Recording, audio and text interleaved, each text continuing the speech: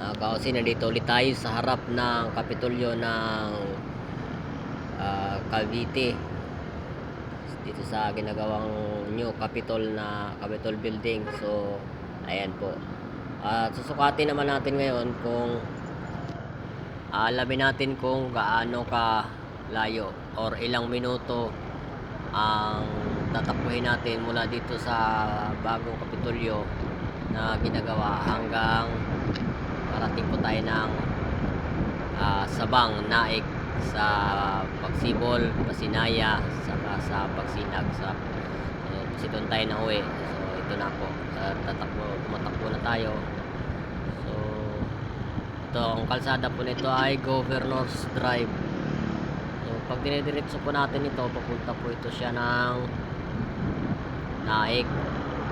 So pagdating po sa bayan ng Naik, yan po wala natin ay Paragon Village. Nandito po lang tayo sa Barangay Kabuko. Ayan.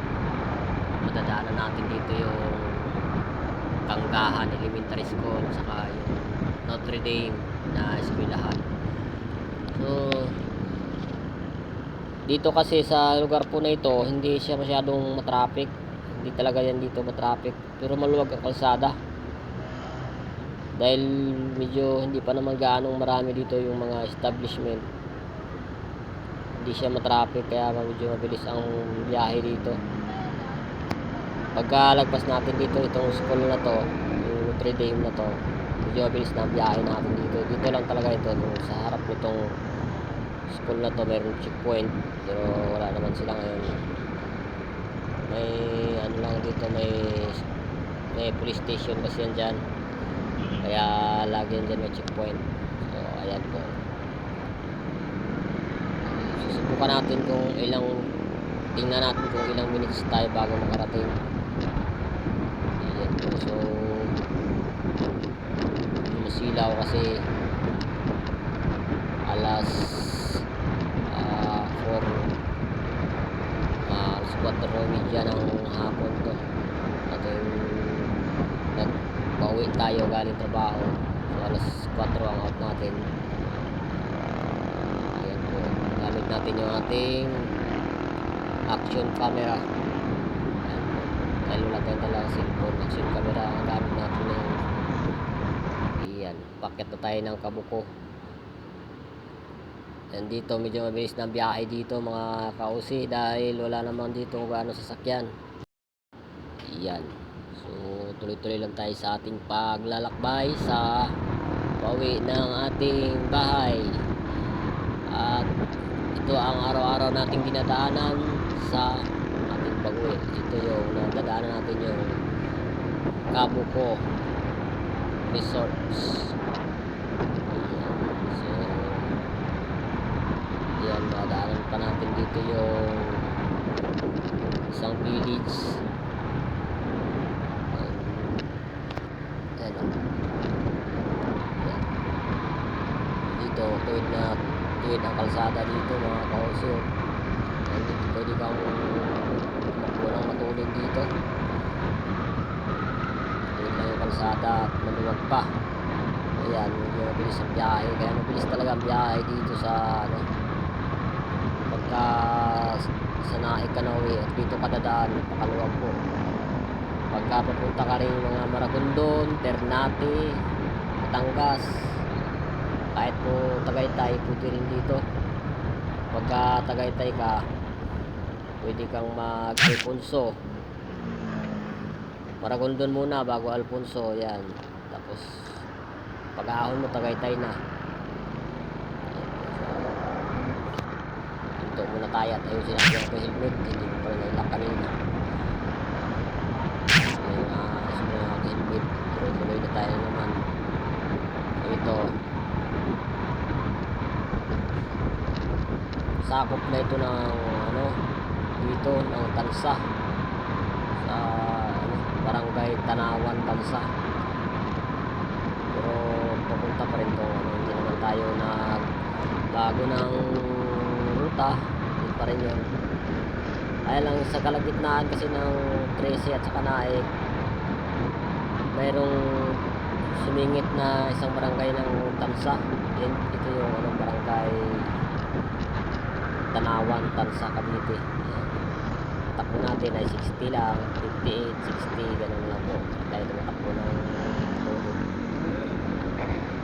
Kasi masyado nang magalaw pagka matuloy yung takbo natin. So, yan. Tuloy na tayo. At sa ating paglalakbay ay marami tayong mga kasabay. So, nadaanan din natin yung EEI Corporation sa mga tungkal yata sila. So, dito rin yung Cavite Tansa First Park Homes. Yan. Daanan natin yan. Ito yung proper ng nandito yung barangay hall ng Tanawan. Hindi lang natin na videoan pala sa kabila kasi yun eh. So, ito yung pinaka barangay ng barangay Tanawan, Tansa, Cavite yan. Ayan. So, tuloy-tuloy lang tayo sa ating pagbabiyahe.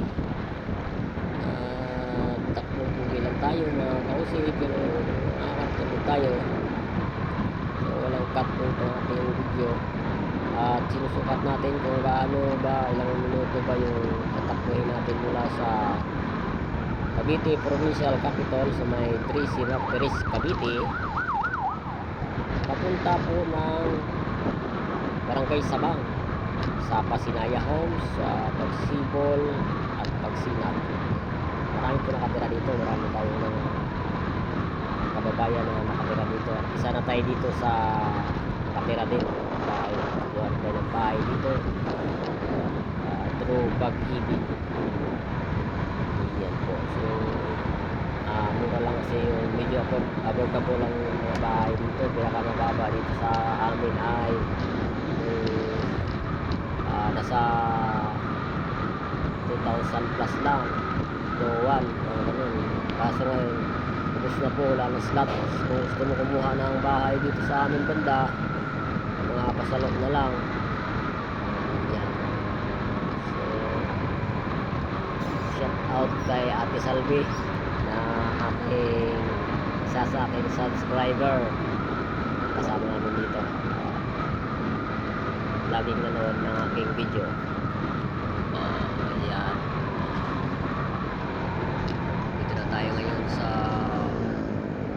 malapit tayo pumasok ng Barangay Sabang at makikita natin yung welcome na arko sa Barangay Sabang, Naik, Cavite. So ito po yung aming lugar.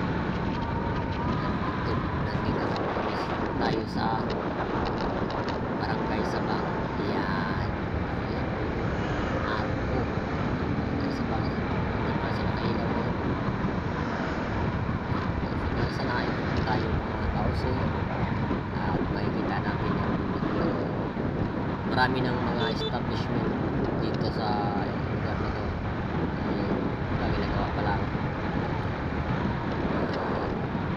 Nandito yung standard insurance pati yung welcome Naik. Yan. Parang factory yata yan dyan. Ayan, so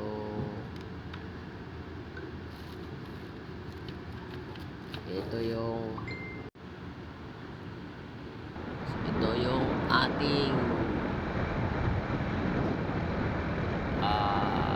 madadaanan pag pauwi tayo.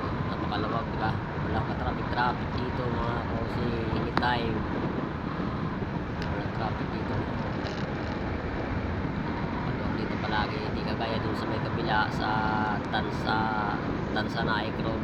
Laging traffic doon dahil papuntang Maynila. Ang daming saka marami kasi doon na maraming dumadaan talaga doon sa kabila. So ito na, nandito na tayo sa Naik First Park Homes, Naik. Yan. So lapit na rin tayo lumiko papunta ng Pasinaya, Pagsibol at Pagsinag. Yan. So dyan sa may niyog na yan, kakanan na tayo po dito mga kaosi. Ayan, so dyan yung terminal ng tricycle. Pag nag-commute ka lang, dyan yung sakayan po ng tricycle papunta ng Pasinaya, Pagsibol, Pagsinag, Ciudad Nuevo, Hells View Royal. Yan po yung, so ito na po yung ang nangyari po ito ay Remolan Lands. So ito po yung kalsada papasok sa amin. At madadaanan natin dyan yung school ng Ciudad Nuevo Dinaig Elementary School at saka Ciudad Nuevo Dinaig National High School. So dyan po nag-aaral yung aking anak at yung mga nakatira sa dyan sa dito sa looban, sa loob ng sa mga subdivision nating nabanggit ay dito po nakatira. So maganda rin po dito ang kalsada mga kausi dahil naayos naman na yung kalsada dito. So ito po yung school ng Ciudad Nuevo Dinaig. Kaya hindi natin ma-video kasi medyo matakbo tayo eh. Ano talaga natin dito is titingnan natin kung ilang minutes ba tayo makarating. So naka 11 minutes na tayo. So almost nasa, kung matulin talaga yung takbo natin, 12 minutes. So nandito na tayo. 10 minutes nga lang dito na tayo. Ganun lang po kabilis yung biyahe papuntang Kapitolyo, provincial capital ng Naik. So ito na, dito na nga tayo sa Pagsibol Village. So Pagsibol Place, Southwest. Ayan. So nadaanan na rin natin yung Pagsibol South, ay Pagsinag South kanina. So ayan. Hanggang dito lang din tayo dahil nalubat na rin yung ating cellphone, ating camera pala.